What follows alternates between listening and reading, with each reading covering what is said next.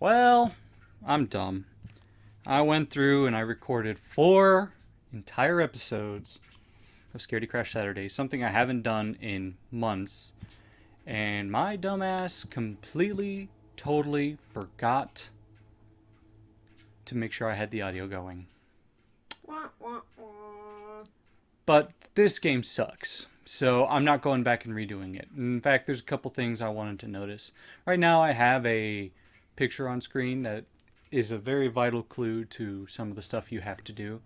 It's a 5-number code on a safe, okay? And it gave you all the clues you needed, like number of pictures, number of chairs, number of ceiling fans. And then it had 2 on it that was like uh, the amount of rules that were clean that you could read and the amount that were covered that you could not.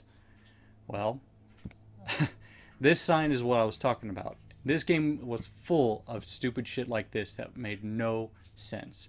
So this is the clean version of the sign. Right here, I have the uncleaned version. So you can tell number 1, completely, totally covered. And there's a little smudge on 2, but there's no words behind it. So, You don't know if it's 1 or 2. well, that's the thing. You clean it, and it looks like this. Yeah. So, would you consider 2 covered? No. I sure as fuck didn't. But guess what? It counts it. I was wrong. That was a covered rule. Despite the fact that there's no goddamn covering. Okay, so instead of the 1-9 that it was, it's 2-8. So you can see some of my frustrations with this game. This game was absolutely one of the worst games I've ever seen, and without a doubt the worst game I believe I've ever played.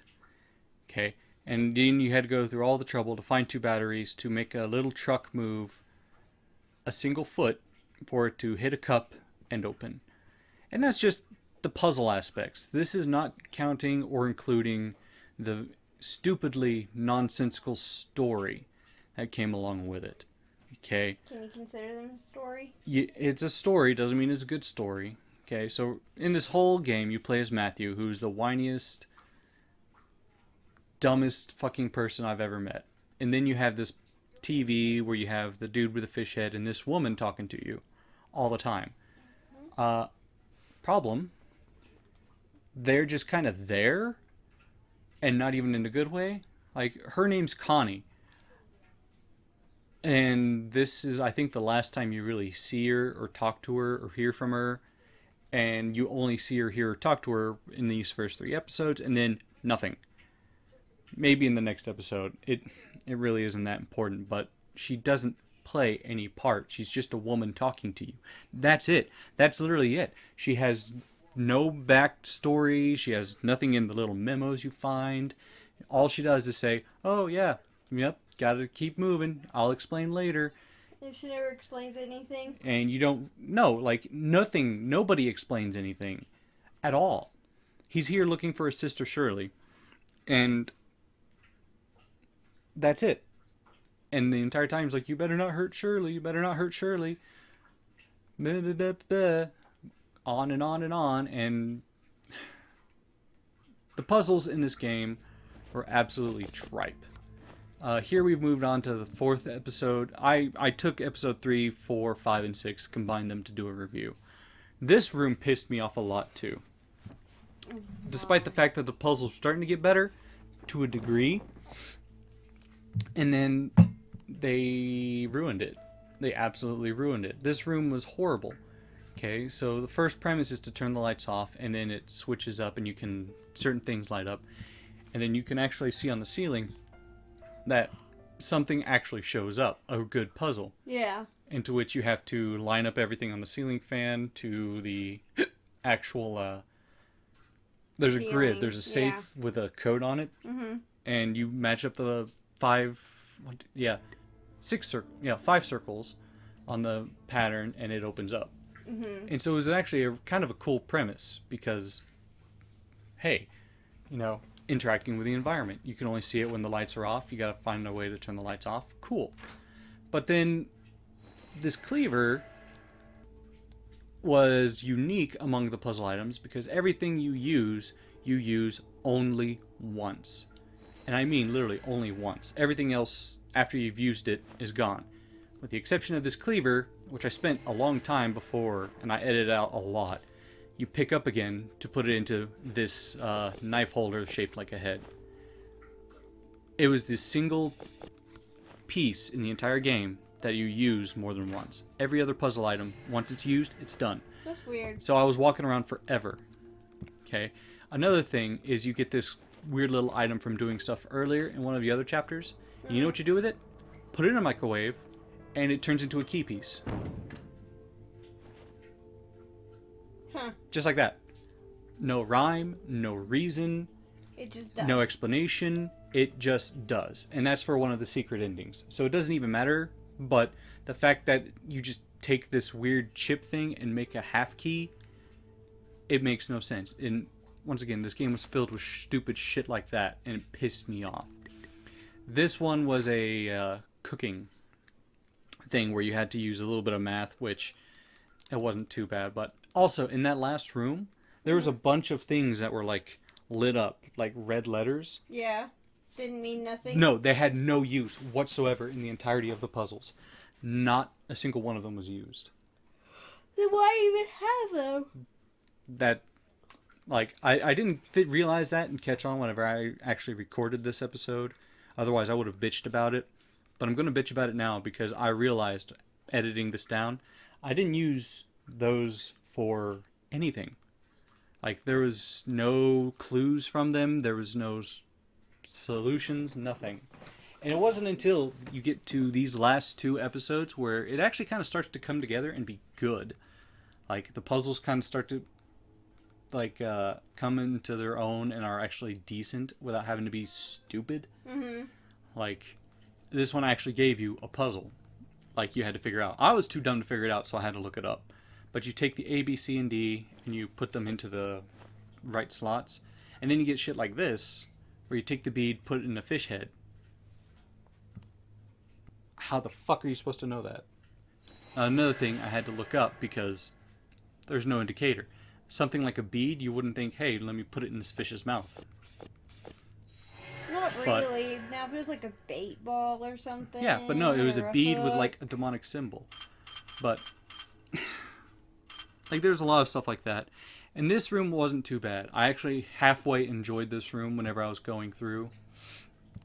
And then you have all these nice little puzzles to do. You break a glass, you get the fish head, you put it on the wall. You take the stuff that you find in the room and you put it in this one, and into this case in the right spot, and it opens up more stuff for you. Like, this one was not bad. But it's a little too late in the series, you know? Yeah, like This is the second to last episode, or second to last chapter in this game, and that's a little too far along to really be trying to make really it better. being good. Yeah. And it's just, everything about it could have been so much better. Now, the story, this one also started to incorporate a lot more of the story elements. There's a lot of memos I got that I read, but I'm not going to talk about them here because it doesn't really matter. But see, here's another good puzzle they had where you had to find the dates, the fish heads, and then you had to switch around the fish heads, or the trophies, to match their dates. I was dumb and it took me way too long to do it because for some reason I couldn't read the dates. I went full on dyslexic, but that was totally on me. And this entire section, this chapter was ruined by this part right here, where the guy is peeking at you through the door, and it kind of encourages you to run, get the fuck out.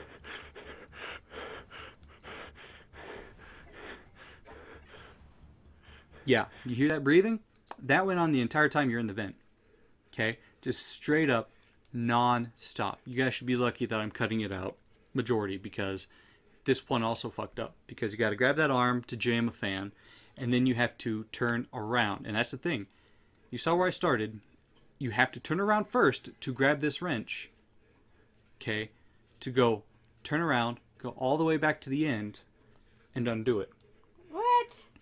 Yeah. Okay, so they have a high priority get out thing without actually incorporating To get out. the get out. They make you take your time and do it around. All the while, you get that huffing and puffing. Now, Section 6 was my personal favorite because it had a lot of personality. It had a lot of spirit. I turned around and I saw that and I freaked the fuck out because I didn't see it. Like, I know it's hard to miss, but I was looking at the other wall the entire time. And then, bam, cool ass fucking torture bed. Lovely. And then this part really got me. It freaked me out completely. Oh, not this part, but coming up. But this one had some really good puzzles, some really good puzzle elements that all made sense. They were all solvable within their own chapter and their own section. Yeah, you're not going here, there, and everywhere. This was the only one I didn't have to look it up because I could extrapolate the answers. Like, there was a light bulb missing. I found a bulb, put the bulb in, the machine works. Put the coin in, it pops up and it gives you the dials. It lights up 3 of the bulbs, so you switch it to those dials. And then all of a sudden it all comes together. And then you talk to the fish dude, he opens this up, and then bam, you get hit with a corpse on a wall. I freaked out. Like, it got me. It made me jump. Because it was just like, okay, Hi. We're getting serious now. This is cool. Well, guess what? That's Shirley. That's Shirley. So she's been dead this whole time. Yeah, she's dead. She's been dead for a while. And it got really creepy really quickly. Like, the entire time, it's like a Saw game without being an actual reference to Saw. Well, like, it looked like you were dressing her up. You were. Why? Part of the creepy factor. Because this guy is getting off on you being, like, uncomfortable and tortured or whatever. Like, on your suffering. But his motives are never really... Like, they really don't make sense in the scheme of things. Because our character, whenever you start the game in episode 1, has basically convenient amnesia. He can't remember anything except the fact that he woke up in the room. And the fact that he came here looking for his sister Shirley. But his sister's been dead for a long time. Obviously. Maybe they weren't in contact or whatever. I don't know. He's just here looking for her. That's all we got. I mean, he wakes up, he's like, oh yeah, Shirley, where is she? And that's it. That's his entire reason and motivation for coming all the way here. And then you go through all this, and guess what? You get knocked out, and the fish dude puts you on the table, and then he gives you a monologue about why he's doing the things he's doing. To sum it up, in the best way I can think of, okay, you do find a few memos, and you start to kind of piece together a little bit. And when I say a little bit, I mean a very, very little bit about the history of this place and the owner. Okay, there was an owner, his name was David, and he had a wife, Lily, and a son, Colby. Okay, apparently the fish head dude is Colby. But you only extrapolate that, his name, from like, I want to say, one memo that was talking about David winning a fishing competition, and a birthday card to Colby from his mother. Okay. In the, somewhere in the dialogue, Matthew here says something along the lines of like, Shirley was engaged to David, but there's a news article that says he's married to someone named Lily. Yeah. And once again, Connie has zero fucking part in any of this. Unless Connie's supposed to be his sister. That, I don't know. It kind of feels like they meant to go further with the story, but they didn't set up enough of the story to actually do that. So, I can't really tell you how it was all supposed to work out. But the reason this dude is doing this is because apparently, if I had to take a guess, his dad was abusive. Either to his mom or to him. Probably both. That's kind of how it all works. And I guess Matthew, our protagonist, the guy who's chained up right now, saw it and didn't do anything about it. That's what I extrapolate from all of this. The problem with this is, like I said, Matthew has selective amnesia. there's nothing we, the player, know besides we're here. So even like we don't even know what happened in the past events. Like we don't know to the extent. Except for just the little tiny articles that you find. That's it. Yeah, and even those, I made sure to check through all of them before I got here. And there was one memo where it talks about David, like in a police report, and nothing came of it. Like he wasn't arrested, he wasn't tried, nothing like that. He was just a thing. And right now on screen, there's videos of a cat, and you're like, why is this random? This was actually one of the endings. Okay, this was the secret ending where you had to go and find a bunch of little items scattered throughout all the chapters, and you go through it, pull up your ending, you push the remote on the TVs, and this is it. Okay, this game had 3 different endings. The one you saw before the cats was the true ending, and then you get this. What the hell's with the cats? Yeah, I guess it's just a funny little cute Easter egg that the devs put in, but it adds nothing. You have to work a little bit extra harder for this. And you get nothing And this is what you for get. it. What the hell? Like, unless the cat did it. But it's all the cat's fault. This game just sucked. Okay, I hate to say that about games. I hate to say that about anything people put time and energy into, but this game was just a lot of wasted potential. No, it was not well put together at all. It was an attempt, but I can't recommend this game. It was bad.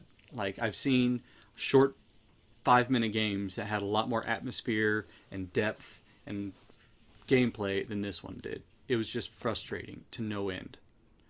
But whatever. What are you going to do? The game just was bad. Voice acting was bad. Controls were bad. Premises were bad. Puzzles were the best part, but some of them just really fucking sucked. It just felt very incomplete. It felt like a lot of things. It felt like somebody thought they knew what they were doing, and then they just put it all together without actually knowing what they were doing. Like, hey, this will be good. And that was that. But anyways, whatever. I hope you guys did enjoy the series and my rant. We are the Waylay Brigade. And we'll see you in the next game, guys. Bye, guys. God, this game fucking sucked.